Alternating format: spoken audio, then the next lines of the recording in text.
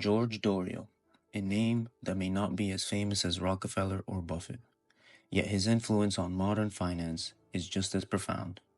Without him, Silicon Valley as we know it might never have existed. The tech giants of today, Apple, Microsoft, Intel, owe their existence to a revolutionary concept he helped pioneer: venture capital. At its core, venture capital is high risk, high reward investing. It's money given to young companies, startups, that don't yet have profits and sometimes not even products. Unlike banks, which lend money and expect it back with interest, venture capitalists bet on potential. They back bold ideas that could either fail completely or transform entire industries. VCs don't just provide cash, they offer mentorship, industry connections, and strategic guidance. And if the startup succeeds, both the founder and the investor stand to make fortunes. In the world of venture capital, a few firms have made bets so bold and so wildly successful, they reshaped industries and generated billions. Sequoia Capital, founded in 1972, is known for spotting transformative companies early. Its most iconic win? WhatsApp. Sequoia invested roughly $60 million in the messaging startup. When Facebook acquired WhatsApp for $19 billion in 2014, Sequoia walked away with around $3.5 billion, nearly a 58x return. Then there's Andreessen Horowitz, founded in 2009. It quickly rose to prominence with a savvy investment in Instagram. A $250,000 investment in 2010 turned into over $78 million, nearly a 312x return. And finally, SoftBank's Vision Fund, a $100 billion experiment in mega-sized venture deals. While it's faced some high-profile losses, SoftBank's investment in Alibaba remains legendary. SoftBank invested $54 million over 23 years in a little-known Chinese e-commerce startup. The investment turned into $72 billion, a 1,333x return, and possibly the greatest single venture investment of all time. Now, long before Sequoia Capital, Andreessen Horowitz, and SoftBank, there was one firm that started it all: American Research and Development, or ARD. And behind ARD was a visionary part professor, part investor, part drill sergeant. This is the story of George Doriot, the father of venture capital.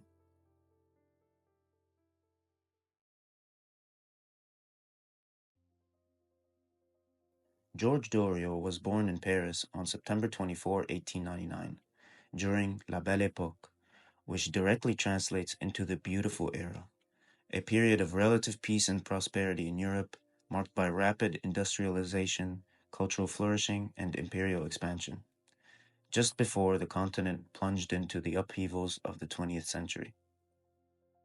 His father, Auguste Doriot, was not just an engineer and race car driver, he was a pioneer, helping build some of Peugeot's first automobiles.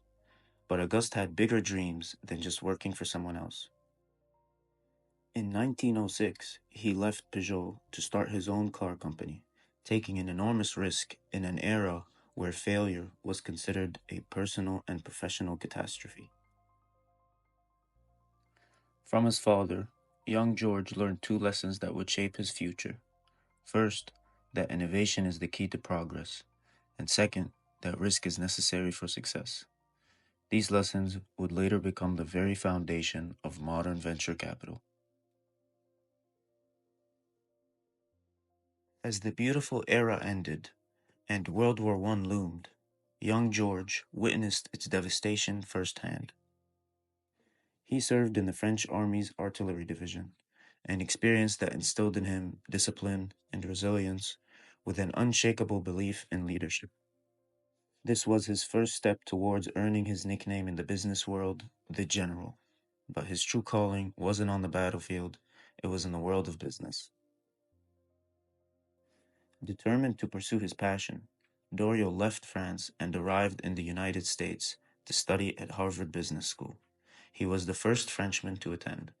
It was here that he would transform into a legendary figure, not just in academia, but in global business.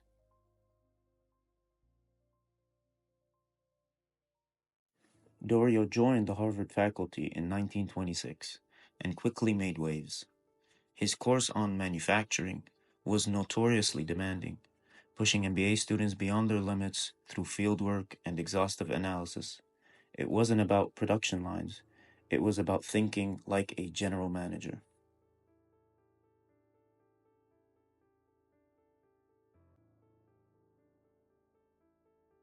To his students, he was more than a professor. He was a commanding presence. His strict discipline, tough mentorship, and no nonsense approach earned him the nickname the General. The nickname, while referencing his military service after World War II, also captured the way he ran his classroom. His students went on to become some of the most successful business leaders of their time. They included future luminaries such as Philip Caldwell of Ford, first CEO of Ford who was not a member of the Ford family, Ralph Hoagland, co-founder of CVS, James D. Robinson III, former CEO of American Express, and many more. These Dorio men didn't just become successful, they changed entire industries. But Dorio wasn't content with just teaching about business. He wanted to build businesses himself.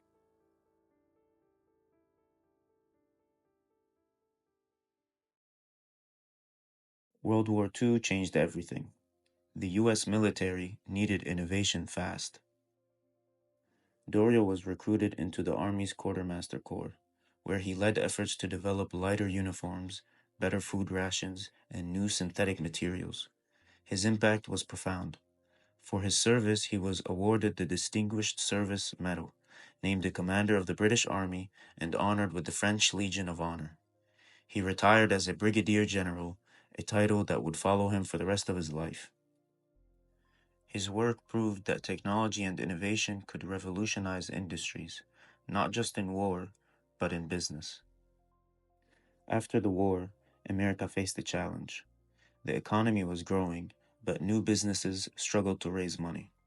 Banks were ultra conservative, unwilling to lend to risky startups.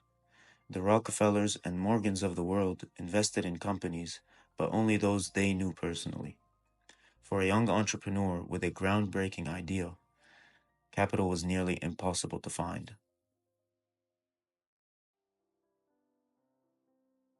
In 1946, Dorio founded American Research and Development Corporation, ARD, the first public venture capital firm in history.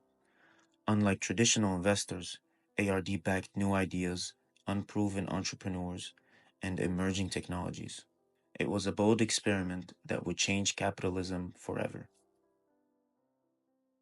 When you have a child, you don't ask what return you can expect. Of course, you have hopes. You hope the child will become President of the United States, but that is not very probable. I want them to do outstandingly well in their field, and if they do, the rewards will come.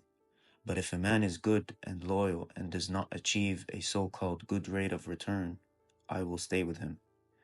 Some people don't become geniuses until after they are 24. If I were a speculator, the question of return would apply. But I don't consider a speculator, in my definition of the word, constructive. I am building men and companies. Dorio didn't just invest, he nurtured. He didn't care about short-term profits, he cared about building great companies.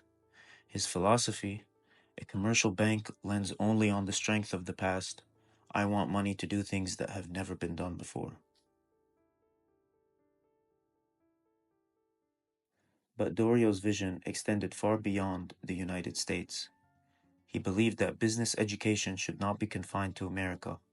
The whole world should have access. And in 1957, he co-founded INSEAD, the first European business school to offer an MBA program based in France. INSEAD fulfilled Dorio's dream of becoming a training ground for the future entrepreneurs of Europe. As of today, it is considered the leading business school of Europe and is ranked fourth in the world behind Dorio's beloved Harvard Business School, MIT, and Stanford.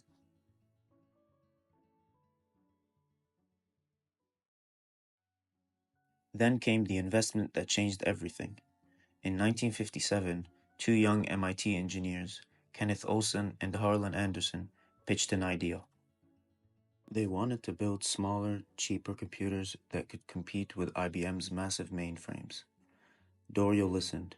He saw vision where others saw risk. ARD invested $70,000 for a 70% stake. Years later, DEC grew into a multi-billion-dollar company, turning ARD's investment into a $400 million stake, proving that backing startups could generate astronomical returns. It was the first true venture capital home run, and it inspired generations of investors to follow.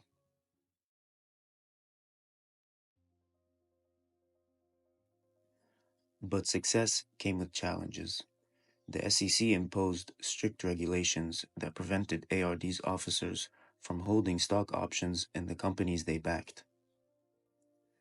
As a result, ARD struggled to retain top talent, as the limited compensation made it difficult to compete with other corporations.